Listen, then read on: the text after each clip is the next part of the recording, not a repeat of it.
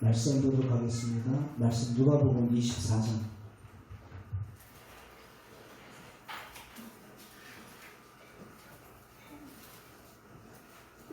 누가복음 24장.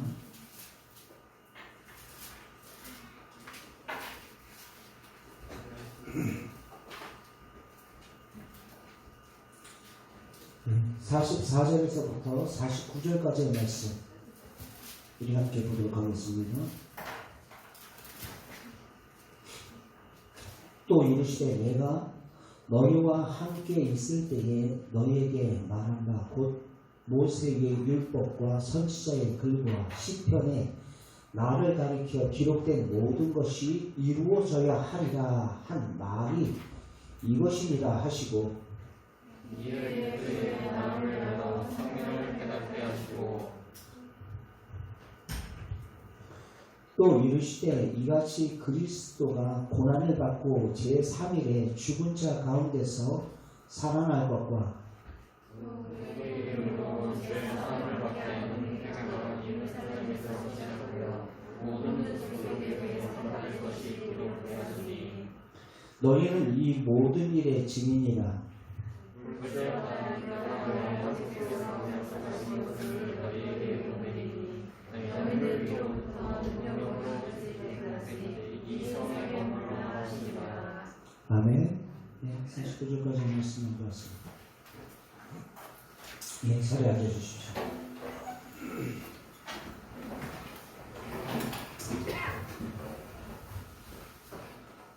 성부, 성자, 성령, 삼위 하나님을 이야기할 때 우리는 성령을 터부시하는 경우들이 많이 있습니다.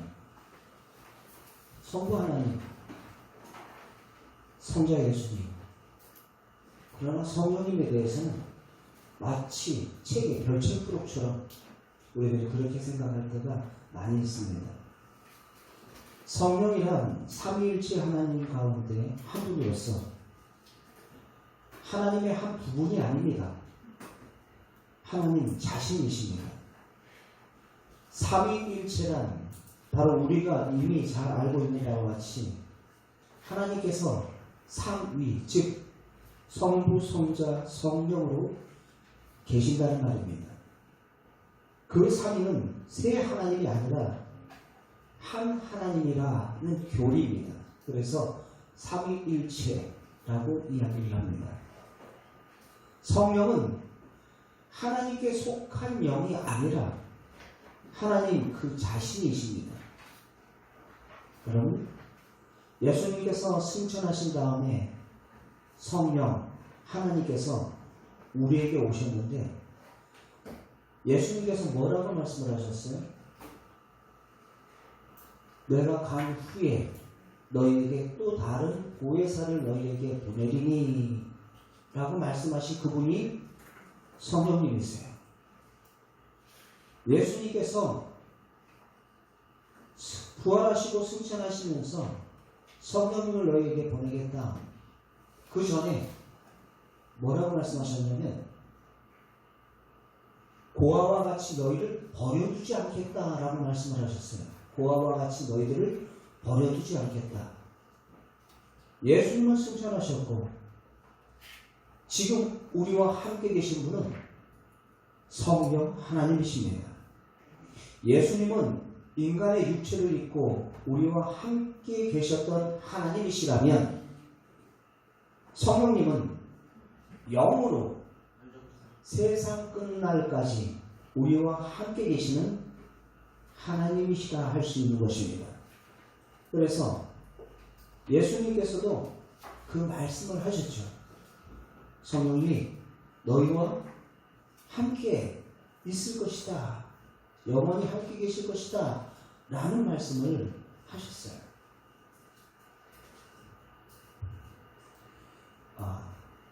요한복음 12장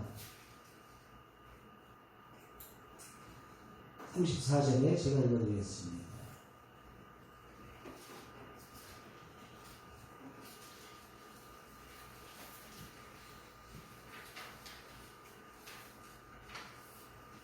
아, 14장 17절.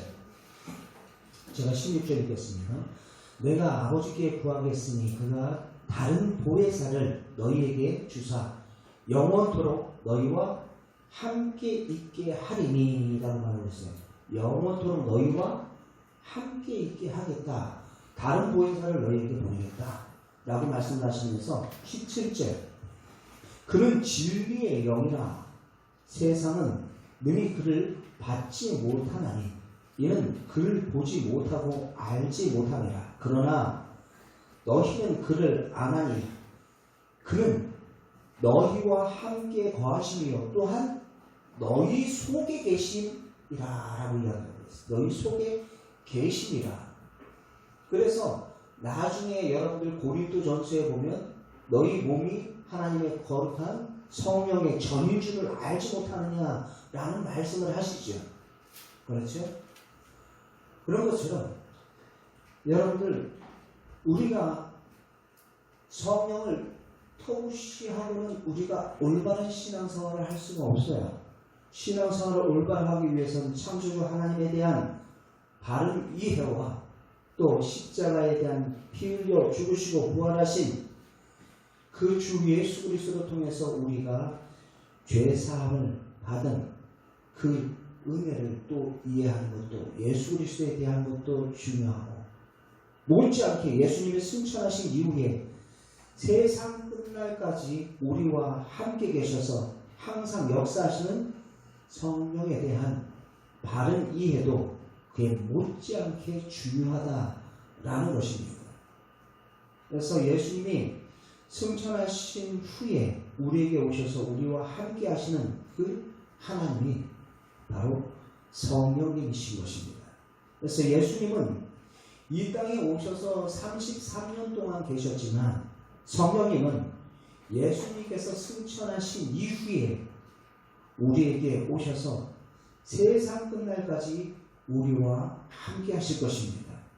그리고 예수님께서 완전하신 구원의 역사를 우리 개개인의 삶 속에서 다시 구체화되어 모든 사람의 구원을 얻을 수 있도록 구원에 이룰 수 있도록 도우시고 역사하시는 분이 바로 성령님이십니다. 여러분, 그래서 성령으로 말미암지 않고는 우리가 죄가 뭔지를 깨달을 수가 없어요. 나중에 뒤에 다시 한번 언급을 할 겁니다. 그리고 성령님이 아니고는 예수 그리스도를 주인이라고 고백할 수가 없습니다. 또 성령이 아니고는 죄를 우리가 멀리 거룩한 그 신앙의 삶을 살 수가 없습니다. 성령으로 아니하고는. 그리고 성령으로 아니하고는 우리가 땅끝까지 증인의 삶을 살 수가 없습니다. 그래서 성령님이 우리 가운데 강림하신 것입니다. 그 모든 것은 바로 성경대로예요. 요엘서와 스가랴 선지자와 또 많은 구약의 선지서들에 이미 성령 하나님도 예언을 하셨어요. 오실 것이다 라는 그 성령 강림의 사건들을 이미 예언한 대로 역시 성령 하나님이 오신 것입니다. 여러분, 신약 성경에 사도행전을 보면 성령 강림의 사건이 왜 그만큼 중요하냐? 여러분들, 그것은 한마디로 얘기해서 교회의 그 시작을 알리는 사건이 바로 성령 강림의 사건입니다. 한마디로 얘기해서 교회의 출범, 신약 교회의 신약 공동체의 출발이 바로 성령 강림의 사건에서부터 시작이 되는 거예요. 그런데 그것은 실제로 구약에서 이미 그림자로 한번 보여주신 적이 있으세요. 여러분 잘 보시기 바랍니다. 이 성령의 강림 사건은 바로 교회의 탄생이라고 그랬어요. 한마디로 얘기해서 교회의 생일과도 같은 날이 바로 성령 강림의 사건인 거예요. 이스라엘 백성들이 출애굽했습니다. 자, 그림자를 제가 지금 말씀드리겠습니다. 이스라엘 백성들이 애굽에서부터 출애굽했어요. 출애굽한 이후에 그들이 시내산에서 무엇을 받습니까? 십계명을 받아요. 유월절 어린 양의 피로 그들이 출애굽하죠. 출애굽하고 그들이 시내산에서 50일째 되는 날이에요. 그날이에요. 50일째 되는 날, 6월절로부터 시작해서 50일째 되는 날이 바로 시내산에서 그들이 십계명을 받는 날입니다. 십계명을 받을 때 어떠한 일이 벌어집니까? 구름의 번개와 내성이 불이 그들 가운데 하나님의 임재의 쉐키나의 그 현상들이 벌어져요. 하나님께서 그곳에 임재하셨다라는. 그리고서 그 계명을 통해서 내 백성들 어떻게 한다라는 거예요? 약속의 땅 가나안까지 끌고 가겠다라는 것입니다. 이스라엘 백성들이 언제부터 나라가 되었습니까? 아브라함 때부터 나라가 됐어요? 아브라함 때부터 나라가 된 거 아닙니다. 이스라엘의 12아들, 그죠? 이스라엘의, 즉 야곱의 12아들이 이스라엘의 12지파가 됩니다. 그런데 야곱의 이름을 약복하게 하기 위해서 이름을 바꿔버리죠. 뭐라고 바꾸죠? 이스라엘이라고 바꿔버려요. 하나님께서 네 이름을 이제 야곱이라 하지 않고 이스라엘이라 하리라 하면서 그 이름을 이스라엘이라는 이름으로 바꾸고 그 12지파를 애굽에서 그들이 이제 400년 동안 살다가 출애굽하는 과정들 속에 있습니다. 그 과정들 속에서 하나님께서 하나님이 선택한 그 민족 이스라엘을 나라가 세워지기 위해서는 세 가지가 필요해요. 뭐가 필요해요? 국민이 있어야 되잖아요. 이스라엘 백성들, 그 당시 국민 200만이 하나님께서 애굽에서부터 만들었어요. 그리고 그들을 세상의 혈통과 섞이지 않기 위해서 고센 땅이라는 지역에서 분별시켜서 세상 속에서 분별시켜서 그들을 만들고 또 그들을 약속의 땅 가나안까지 내가 약속의 땅까지 가겠다라는 말씀을 했어요. 약속하셨다라는 것은 이미 그들에게 주셨다라는 거예요. 그 땅을 주셨다라는 거예요. 한 나라를 지기 위해서는 땅이 있어야 되고 백성이 있어야 되고 그 다음에 뭐가 있어야 돼요? 법이 있어야 되는 거예요. 법. 이제 세상의 법이 아니라 너희들은 하나님 나라의 백성으로서 하나님의 법에 따라서 살아야 한다라는 것을 준 사건이 어떠한 사건이냐면 바로 시내산에서 십계명을 준 사건입니다. 그래서 이스라엘의 12지파를 통해서 그 이스라엘의 공동체가 세워지고 이스라엘이라는 나라가 거기서부터 출범하게 되는 것입니다. 그래서 그들이 약속의 땅 가나안을 향해서 한 걸음 한 걸음 나아가요. 자, 우리는 거기까지 이해가 됐어요. 그들의 시작은 어디서부터 시작됐어요? 6월절. 그죠? 6월절에서부터 애굽의 소나기에서 벗어나요. 벗어납니다. 자, 여기서 우리가 알아야 될 것은 신약의 이 사건이에요. 신약의 성령 강림의 사건을 여러분들이 가만히 염두해 보십시오.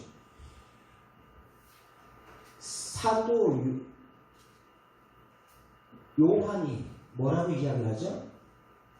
보라 세상 죄를 짊어지고 갈 하나님의 어린 양이로다 라고 이야기했어요. 세상 죄를 대속하실 그 하나님의 어린 양 대신 예수 그리스도. 예수님께서는 바로 요한복음에 의도적으로 6월절 날을 강조를 해요. 예수님께서 언제 돌아가셨어요? 6월절 날. 돌아가시고 죽으시고 부활하시고 며칠 동안 계셨어요?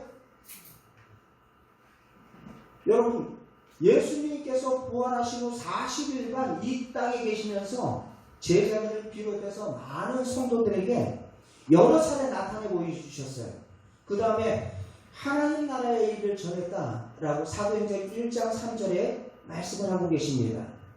그러면서 그때 예수님께서 내가 아버지가 약속하신 것을 너희에게 보내리니 너희는 위로부터 성령이 임하기까지 이 성에 뭐하라고 그랬어요? 머물러 있어라 라는 말씀을 해요.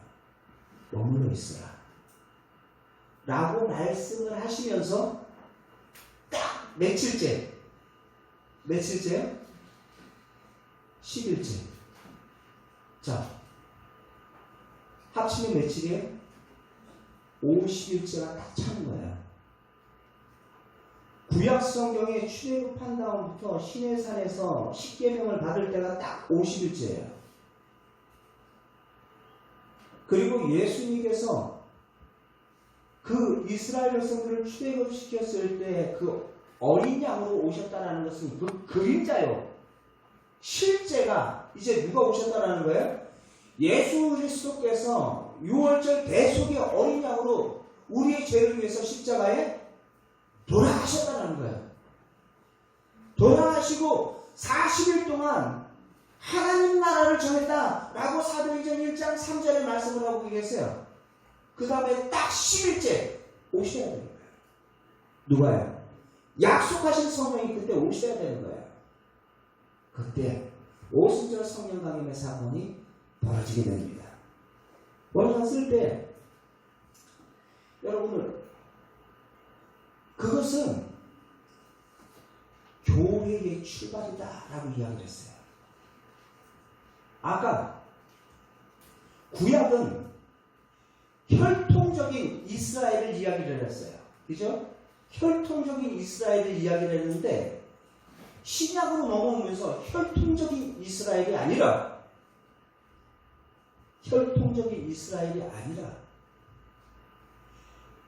이스라엘의 그 12지파가 구약의 모티브가 됐다면 신약에서는 12제자 무슨 말인지 아시겠어요? 12제자를 통해서 바로 교회가 세워질 것이다 라는 것입니다. 12지파의 야곱의 12아들로 구약의 공동체가 세워졌다면 이제 신약교회, 신약시대의 새로운 언약의 공동체, 교회의 출범을 알리는 것, 생명의 공동체, 성령의 공동체로서 그 출발을 알리는 것이 바로 성령 강림의 사건이다라는 것입니다. 구약은 그림자라면 신약은 뭐예요? 실체가 되는 거예요. 실체. 성령이 임하는 배.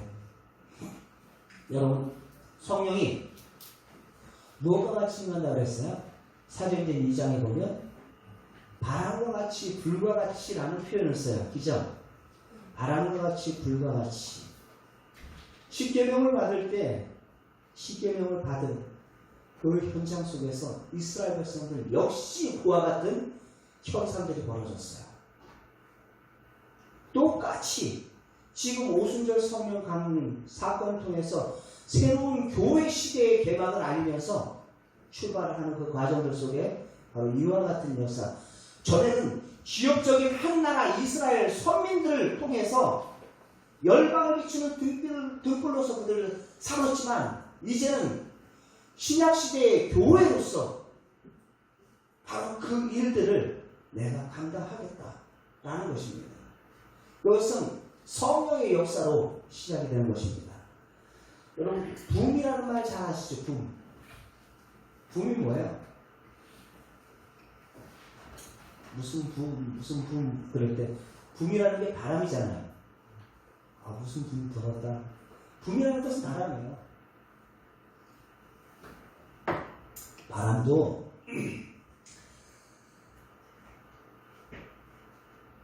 다 같은 바람이 아닙니다. 여러분, 세상에서 부는 바람은 죽이는 바람이에요. 망하는 바람이에요. 멸망케 하는 바람입니다. 마치 태풍과 같이 하나도 남지 않고 다 쓸어버리는 그러한 멸망의 바람이에요. 말씀 잠깐 살펴볼까요? 잠언 11장 29절. 잠언 11장 29절 같이 한번 읽어봅시다. 시작. 자기 집을 해롭게 하는 자의 소득은 무엇과 같다고요? 바람이다 라고 표현하고 있어요. 바람이다. 또 한 번 찾아봅시다. 에베소서 4장 14절 읽어봅시다. 시작.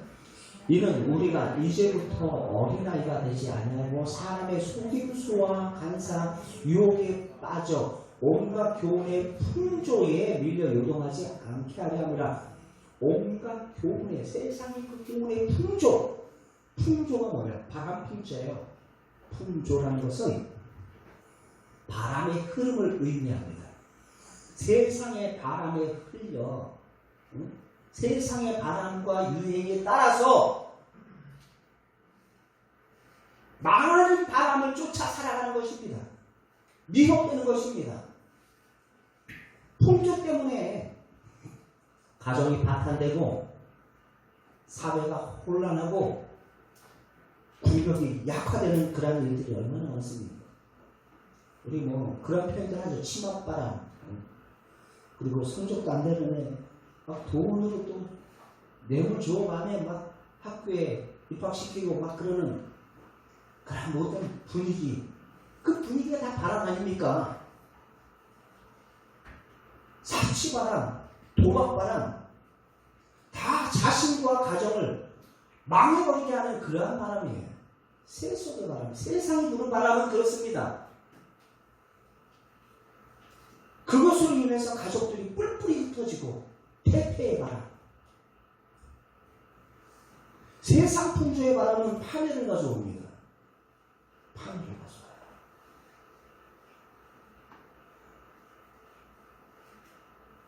그러나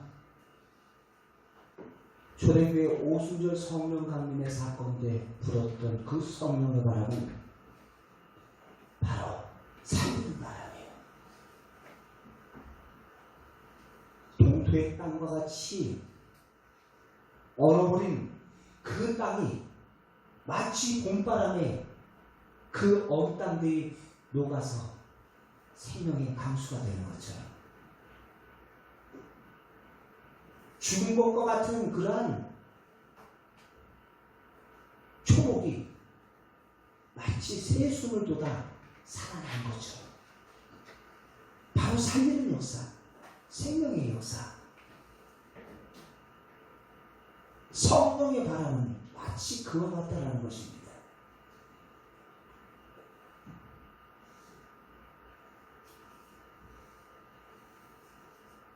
여러분, 바람이라고 해서 라흐라고 이야기합니다. 숨결, 호흡이라는 뜻이에요. 그 호흡은, 그 숨결은 하나님의 호흡이요 하나님의 숨결을 이야기하는 거예요. 하나님의 호흡이 그 속에 들어가니 아담이 생명이 된 것처럼, 살아나는 것처럼. 에스겔서 37장 거기 보면 에스겔이 이상 가운데 성령의 인도함을 받아서 어떤 골짜기로 가게 됩니다. 근데 그 골짜기에 마른 뼈들이 수북하게 쌓여 있는 거예요. 마른 뼈들이 수북하게 쌓여 있는 거예요. 하나님께서 에스겔에게 말합니다. 네가 이 마른 뼈를 향해서 이렇게 대언하라 라고 이야기해요. 대언하라. 하나님의 말씀을 받아서 선포하라는 거예요. 생기와 사망으로부터 와서 이 사망을 당한 자에게 불어서 살게 하라. 외칠 때에 죽었던 그 뼈들이 무엇을 이루더라? 큰 군대를 이루더라 라고 말씀을 하고 있어요. 죽은 뼈들이 큰 군대를 이루더라는 거야. 생명의 복음이 선포되어질 때 초대교회에 성령의 충만한, 성령이 임한 그 12사도 통해서 선포되어지는 그 모든 복음이 바로 3,000명, 5,000명 회개하며 주님께 돌아오는 회개의 역사, 생명의 역사가 일어나다는 거야. 마을 뼈 속에 불어온 그 바람, 그 심령 가운데 불 때에 바로 부활하여 일어나게 되고 큰 군대가 되었다라고 에스겔서 37장이 말씀하는 것처럼, 여러분 오늘날도 마찬가지예요. 또 우리 말씀 한 절 더 보는데 보면 성령이 임할 때 바람과 같이, 그 다음에 불과 같이 표현하고 있어요. 불과 같이, 그죠? 불과 같이. 불은 무엇입니까? 하나님의 임재의 상징이에요. 하나님께서 모세를 부르실 때 이스라엘 백성들, 네 백성, 지금 바로에게서 고통받고 있는 네 백성들을 구해내라 라는 미션을 주면서 그에게 사명을 콜링을 하죠. 콜링을 할 때 여러분들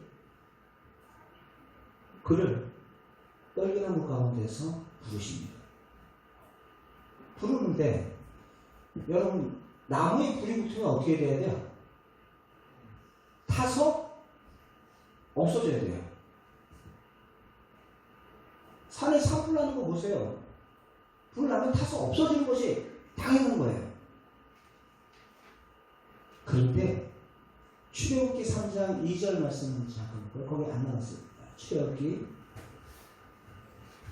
3장 2절 읽어보겠습니다. 시작. 여호와의 사자가 떨기나무 가운데로부터 나오는 불꽃 안에서 그에게 나타나십니다. 그가 보니 떨기나무에 불이 붙었으나 그 떨기나무가 사라지지 아니하는지라. 사라져야 되는 것이 마땅한 거예요. 불 붙은 나무는 사라져야 되는 것이 마땅해요. 그런데 나무가 사라지지 않더라 라는 말씀을 하고 계세요. 앞으로 하나님이 임재하셔서 그를 하나님께서 사용을 하시는데 네 힘으로, 네 능력으로가 아니라 하나님께서 앞서 행하시겠다라는 것입니다. 오순절 성령 강림의 사건 또한 마찬가지예요. 초대교회 성도들이 대단해서 그와 같은 성령의 불길이, 복음의 불길이, 생명의 불길이 번쩍았던 것이 아닙니다. 오순절 성령 강림의 사건이 그 모든 성도들 각자에게 그 임할 때 그들의 힘이 아니라 누구의 힘으로? 하나님 성령 하나님의 그 힘과 능력으로 그들이 그 사명을 감당할 수가 있었던 것입니다. 그 일을 감당할 때 우리가 힘이 있어서가 아니에요. 여러분, 어려운 일이 없다라는 말도 아닙니다. 우리 신앙생활 하면서 우리 믿는 이들도 어려운 일, 힘든 일 만날 때가 있어요. 그러나 그것이 더 이상 문제가 되지 않는 것은, 심지어 죽음 앞에서도 그들이 문제가 되지 않았던 것은 성령 하나님이 그들을 붙잡고 있었기에 그 사명을, 믿음의 경주를 끝까지 할 수 있었던 것입니다.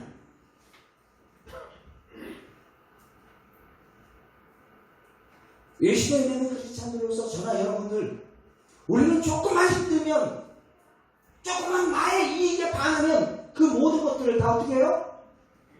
사명이고 뭐고 없어요. 내팽개쳐요. 나는 알아요. 안 믿는 사람처럼 똑같이 행동하지는 않았습니까?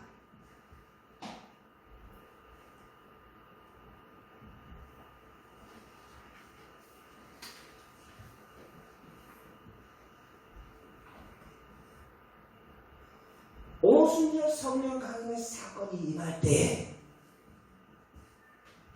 그들이 비로소 어떤 사명을 감당하게 됩니까? 증인의 사명을 감당을 하게 돼요. 이제 내가 나를 위해서, 주인된 나를 위해서 살아갔던 그 모든 죄를 깨닫고 그들이 회개를 하고 무엇을 위해서 살아야 할지를 그들이 알게 된 것입니다.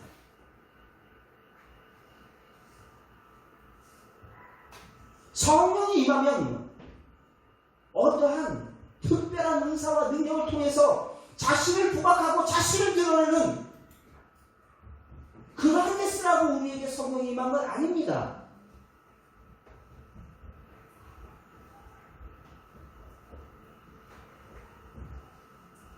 성령이 임하면 나타나는 그 증거 가운데 하나가 자신을 드러내는 게 아니라 성령이 임한 사람은요, 내 안에 주인 되신 예수님을 드러내는 삶을 살게 되어 있어요. 요한복음 15장 24절, 26절 한번 읽어보겠습니다. 요한복음 15장 26절 같이 읽겠습니다. 앞에 나왔어요. 시작. 내가 아버지께로부터 너희에게 보낼 보혜사 곧 아버지께로부터 나오는 진리의 성령이 오실 때에 그가 나를 증언하실 것이다. 여기서 나는 누구예요? 예수 그리스도. 그가 나를 증거할 것이다. 그래서 오순절 성령 강림의 사건을 통해서 하나님께서 왜 기다리라 했냐면은 너희의 힘으로 감당할 수 없는 삶이기 때문입니다. 우리의 힘으로 감당하면 늘 언제나 타락하게 돼 있어요. 타락하게 돼 있어요. 자기의 공적과 자기의 의의를 드러내게 돼 있어요. 그러다 알아주지 않으면 실망에 빠지고 시리에 빠지고 상처받고 하다가 번아웃 되는 거예요. 우리의 힘으로 감당할 수 없음을 아셨기에 약속하신 성령을 기다리라. 그들로 통해서 하나님께서 신약 교회 공동체, 그 공동체를 만들어 가시겠다는 거예요. 하나님 나라의 공동체를 세워 가시겠다는 것입니다. 성령이 아니고는 예수 그리스도를 주라 고백할 수 없기 때문에 예수 그리스도를 주로 고백한 자들이 바로 그 공동체의 멤버십이 되는 거예요. 안 그러면 자기가 주인으로 달라들거든요. 여러분, 교회들이 왜 시끄러운지 아세요? 목사가 주인으로 타고요, 장로가 주인으로 타고, 집사들이 주인으로 타고 그러면 시끄러운 거예요.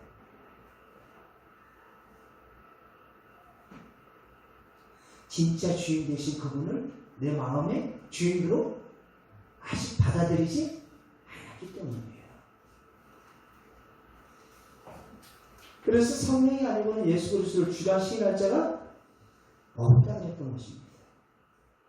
여러분, 말씀을 좀 찾아서 봅시다. 말씀? 고린도 후서 12장. 고린도전서 3장. 12장 3절. 고린도전서 12장 3절. 같이 한번 읽어봅시다. 여기 나왔어요. 시작.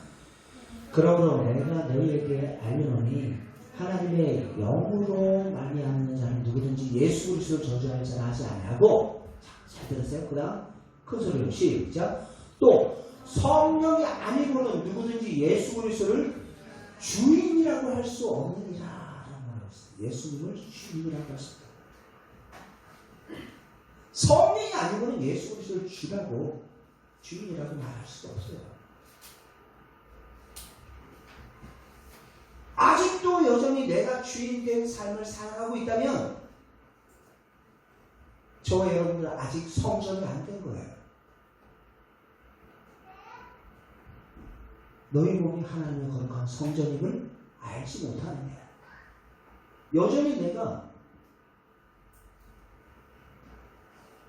그 집의 주인이에요. 주인. 등기 이전을 안 했다는 거예요. 등기 이전을 안 했다는 거예요. 그분께 등기 이전을 안 했다는 거예요. 그분이 주인이십니다. 그분이 주인이시면 우리가 무엇을 위해서 살아야 하는지를 우리가 알게 돼요. 무엇을 위해서 살아야 하는지.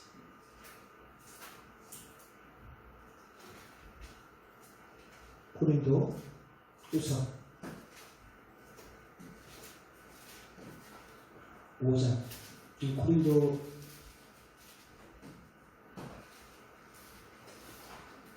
후서 5장 15절 한번 읽어봅시다. 고린도후서 5장 15절 같이 읽겠습니다. 시작.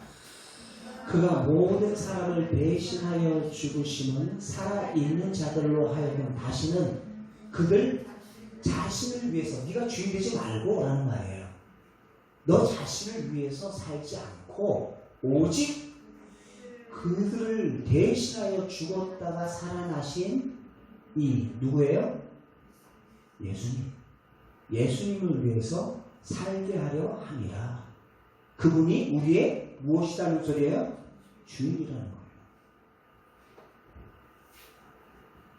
저와 여러분들을 예수 그리스도께서 십자가에 죽으시고 부활하심으로 우리를 하나님의 성전 삼아 주셨어요. 하나님의 성전 삼아 주셨다. 교회로 불러주셨다는 거예요. 교회로.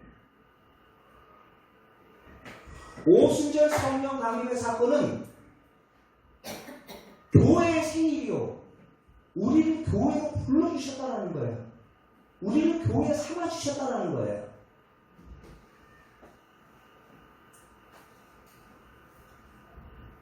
교회로 불러주셨다는 것은 한마디로 얘기해서 구별됨을 이야기해요. 거룩이 뭐예요? 거룩이. 구별됨입니다. 구별됨. 세상과 좀 구별되라는 거예요. 구별됨. 교회로서 부르시고 하나님의 교회로서 부르심을 받은 자들이 바로 저와 여러분들입니다. 고린도전서 여러분들 6장 고린도전서 6장 19절에서 20절 말씀 같이 읽어보겠습니다. 앞에 나왔어요. 시작. 너희 몸은 너희가 하나님께로부터 받은 바 너희 가운데 계시는 성령의 전인 줄을 알지 못하느냐. 너희는 너희 자신의 것이 아니라. 여러분들은 여러분들 자신 것이 아니에요. 성령의 전이다 라고 분명히 명시하고 있어요. 성령의 전인 이유가 뭐냐? 이유가 뭐냐? 20절 시작. 값으로 산 것이 되었으니 대속의 값을 치렀다라는 거예요. 누구를 통해서? 예수 그리스도의 보혈의 대속의 값을 치러서 너희를 무엇 삼아주셨다고요? 성전 삼아주셨다. 그런즉 어떻게 살아야 하는 거야? 그런즉 어떻게 살아야 할까? 그런즉 읽어봅시다. 시작. 너희 몸으로 하나님께 영광을 돌리라. 나를 위해서, 나를 드러내기 위해서 내 인생을 살아가는 것이 아니라 그분의 영광을 드러내면서 살아가는 존재가 바로 저와 여러분들이겠다라는 거예요.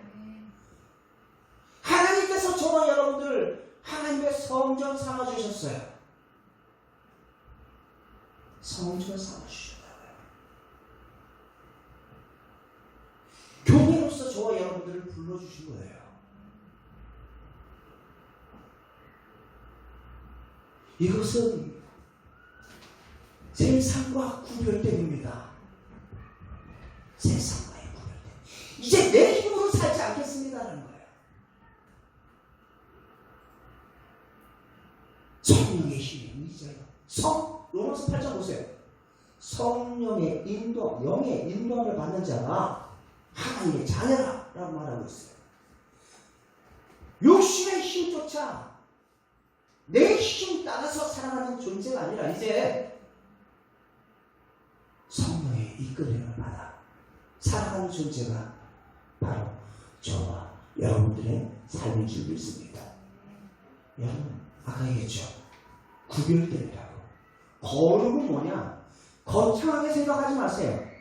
구별됨이에요. 구별됨.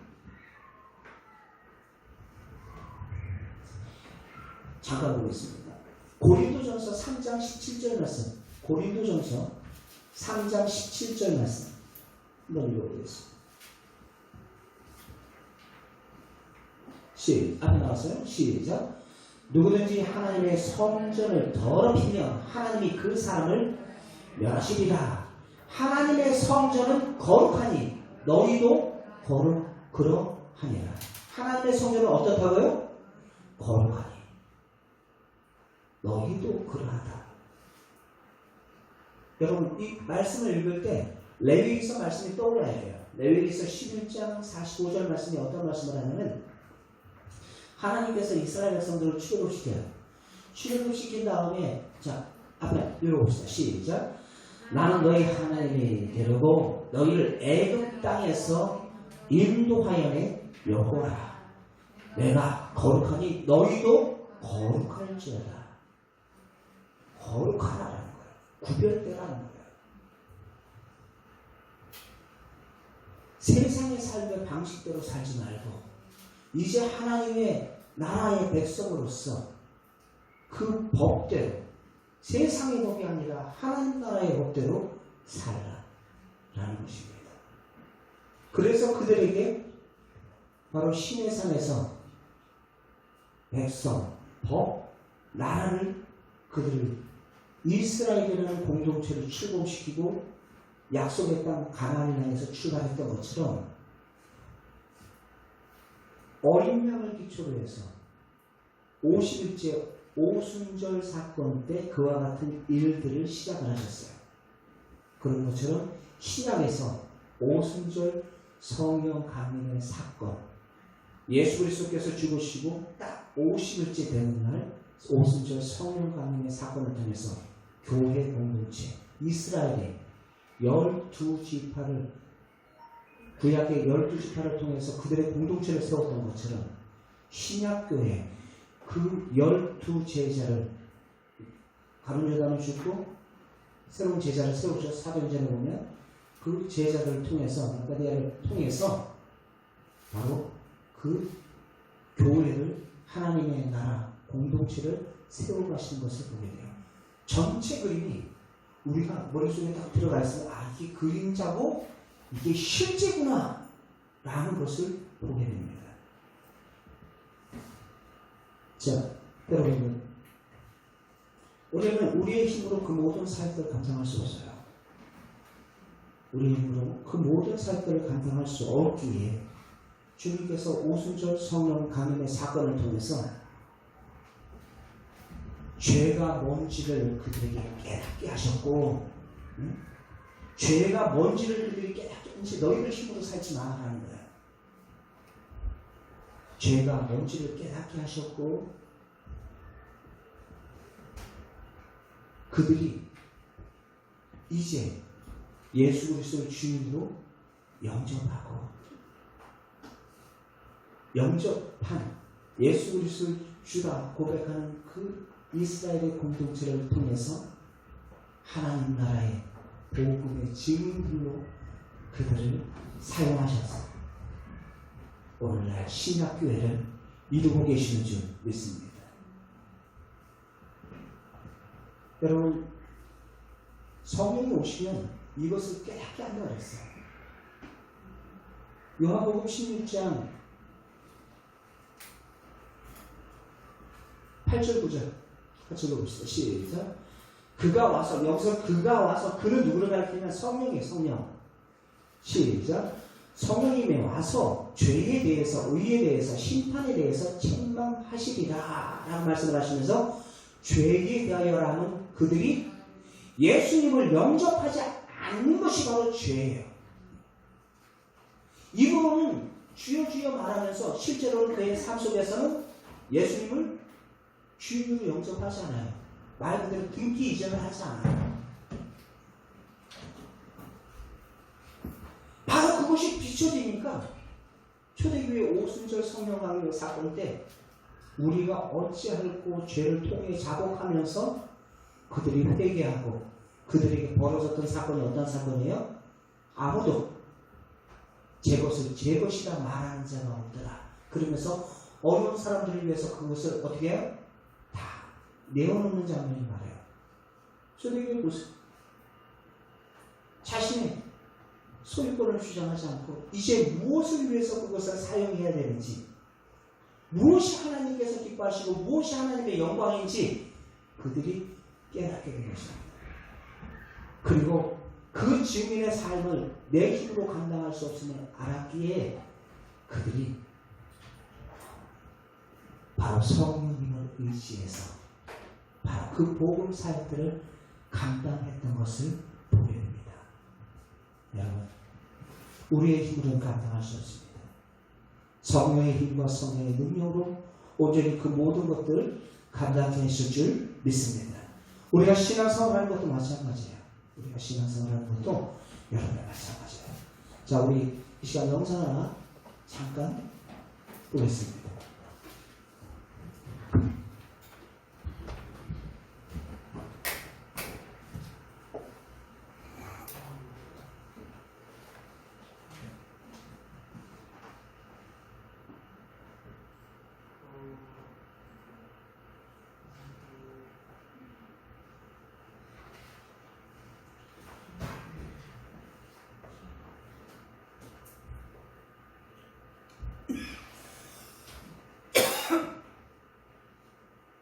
주의 성령의 눈물이 나를 채우고 넘쳐 온 땅에 흘러가는 눈물보네. 주의 성령의 눈물이 나를 채우고 넘쳐 온 땅에 흘러가는 눈물보네. 주